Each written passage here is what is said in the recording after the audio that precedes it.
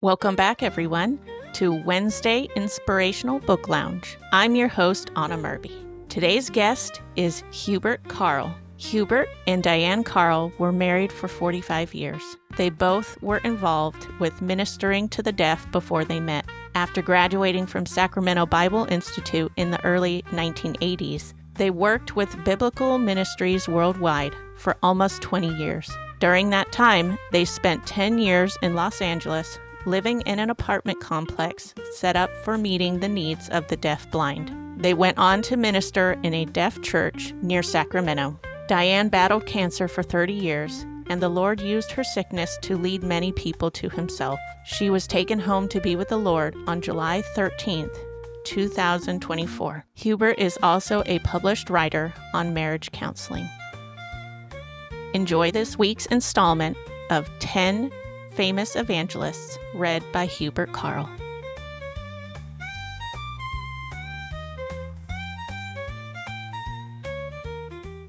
Ten Famous Evangelists by Basil Miller, published by Zondervan Publishing House, 1947, read by Hubert Carl. Chapter 8, Charles H. Spurgeon, Pastor Evangelist. God uses all types of soul winners in His kingdom. Whitfield's preaching was done largely in the open air. Wesley was an organizer who carried his work through chapels, while Cartwright went to the backwoods camp meetings. Selecting Charles Spurgeon for an outstanding soul winner, God took a man whose work was to be done largely in one church. Few ministers have enjoyed such a glorious soul-winning pastorate as Spurgeon. He was a man inspired by God and filled with a holy passion to see people won to Christ. His printed sermons have a larger distribution than any other minister of the ages. More than 100 million copies of his weekly sermons were sold, not to count the millions of books contained in his message. His Treasury of David, an exposition of Psalms in several large volumes, has sold in the hundreds of thousands. God used Spurgeon to the enlargement of the kingdom.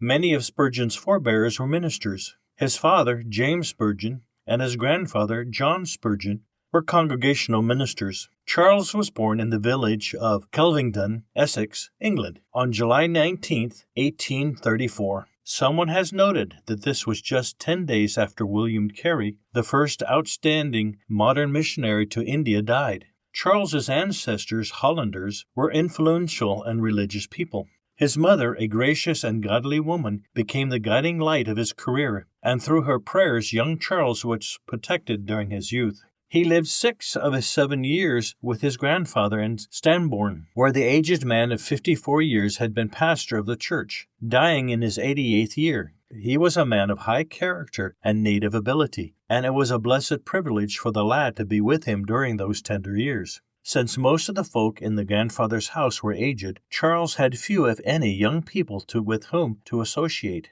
A precocious child, he loved books and asked questions of his elders which revealed his superior intelligence. Returning home when 7, Charles went to school, where he shortly became the leading pupil in his class. At 14, he was sent to the All Saints Agricultural College at Maidstone, entering later at Newmarket Institute run by a Baptist, where he put the finishing touches on his training. As a youth, he was brought up in a godly atmosphere, which was filled by a saintly touch. Yet his sin pulled him away, and he had a battle on hand to keep himself within the bonds of his parents' righteousness. While praying during these early years, as he later said, he felt the splendor of God's majesty and the greatness of His power, the severity of His justice, and all His dreadful grandeur. Finally, God, through a kind providence, led him into the kingdom.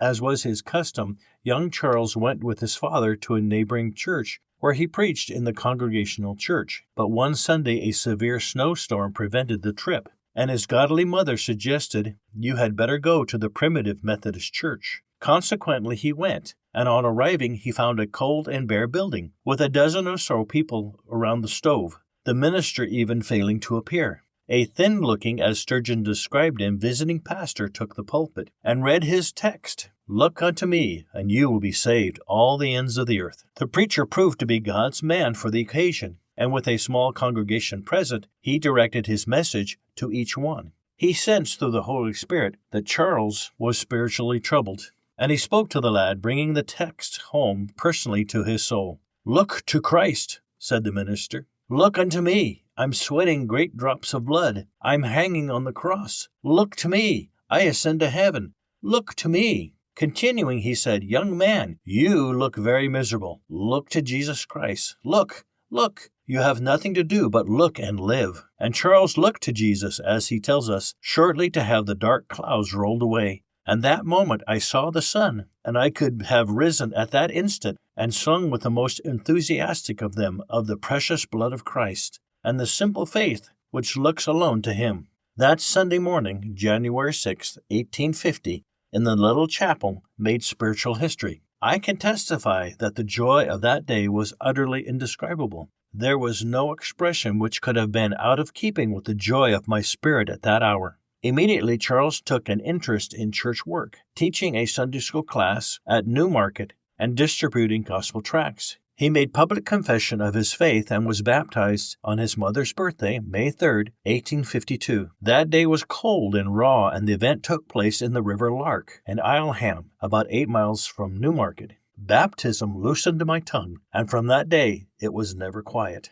I lost 1,000 fears in the River Lark, and found in keeping with his commandments there is great reward. On July 17th, he went to Cambridge to teach school, where he joined the St. Andrew Street Baptist Church and began working for Christ in earnest. Shortly, he united with the Lay Preachers Association and delivered his first sermon from the text, Unto you, therefore, which believe, he is precious. The sermon was preached in a cottage near Cambridge. Charles had gone to the home with a friend, thinking that it was his friend who was to give them a sermon. But before arriving, Charles was informed that he himself was to speak. The sermon naturally was informal, but it was beginning of a preaching career which lasted 40 years. We entered a low-pitched room of the thatched cottage, said Charles in describing his first message, where a few simple farm laborers and their wives gathered together. We sang and prayed and read the scriptures. Then came my first sermon. How long or short it was, I cannot now remember. It was not half such a task as I had feared it would be, but I was glad to see my way to a fair conclusion and to the giving out of the last hymn. To my delight, I had not broken down, nor stopped short in the middle, nor been destitute of ideas. 3 years later, when 19, he was invited to preach in the New Park Church in London on December 18th, 1853. There was about 80 people present, all of whom were so impressed with the young man's message and his ability they told their friends to come for the evening sermon.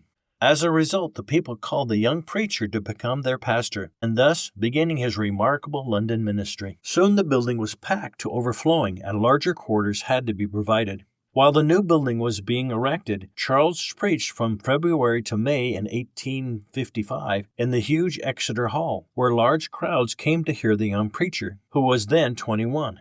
The following year, the Surrey Music Hall was taken over, and 10,000 people packed the auditorium, with an overflow of a similar number of people who were unable to get into the building. A fire broke out on October 16, 1856, when Charles was in the midst of his message, and in the rush to safety, 7 people were killed. During his remarkable ministry, many unusual things occurred. He was called to speak in all England, Scotland, and Ireland's principal cities, and though invitations came from America, he refused to cross the Atlantic. As he traveled from place to place, he often said, I cannot remember visiting a single village or town a second time without meeting someone who praised the Lord that they had heard the word of truth from my lips. On one occasion, he was invited to preach in the Crystal Palace, where he addressed by actual count 22,654 people, which is believed to be the largest audience ever spoken by a preacher during Spurgeon's lifetime in England. In preparing for this message, the preacher went to the palace to try out his voice and to make certain that he spoke so that the audience would hear him easily. Quoting the text, Behold the Lamb of God, which takes away the sin of the world, he was satisfied that he would be heard distinctly, and before he left the room, one of the workmen who had heard the text became convicted of his sins. He quit his task and went home, where he gave himself wholly to the Lord. By early 1859, it was evident that the church of Park Street was entirely too small to accommodate the congregations, which flocked to hear the popular minister. It appeared to be God's will to build a church large enough to hold the crowds. On August 16, 1859, the cornerstone of the Spurgeon Tabernacle was laid, having a seating capacity of 5,000.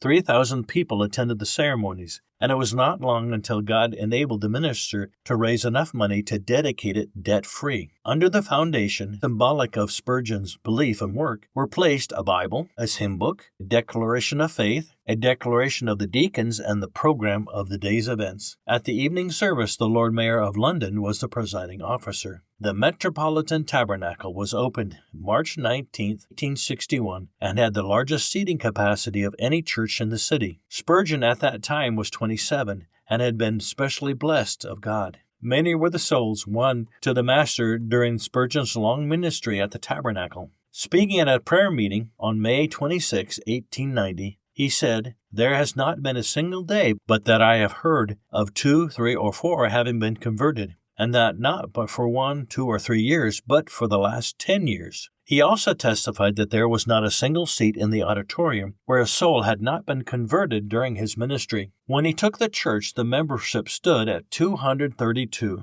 At the end of his ministry in 1892, he had added 14,460 others, the members then standing at more than 5,000.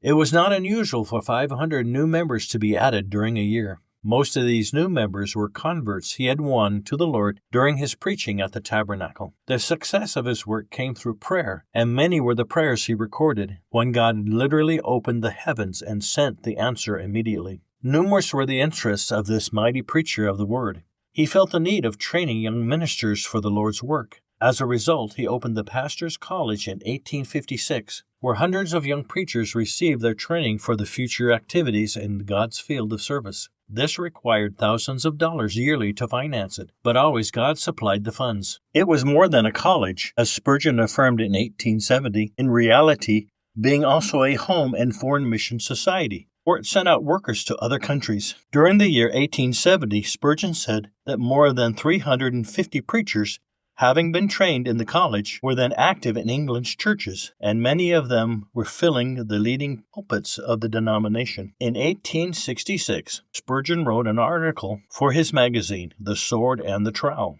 in which he mentioned the need of an orphanage. The article was read by the wife of an Anglican preacher who had been left large funds. She wrote Spurgeon offering $100,000 for the orphanage. And on June 19, 1868, the foundation stones for the orphanage buildings were laid. So great was Spurgeon's faith in God for the needed funds. His mind was always busy, not content merely to preach. He wanted his printed messages to circle the globe. One day, a layman offered to finance the publication of his sermons, and as a consequence, today the sales of individual sermons, books of sermons, other books he wrote, tracts and songs and poems he composed have mounted far beyond the 100 million mark. His sermons today are among the best-selling books, and yearly new editions, annotations, and condensations of his works are being produced. Spurgeon, during the last years of his life, was a constant sufferer, and when he finished writing his massive Treasury of David, published in 7 large volumes,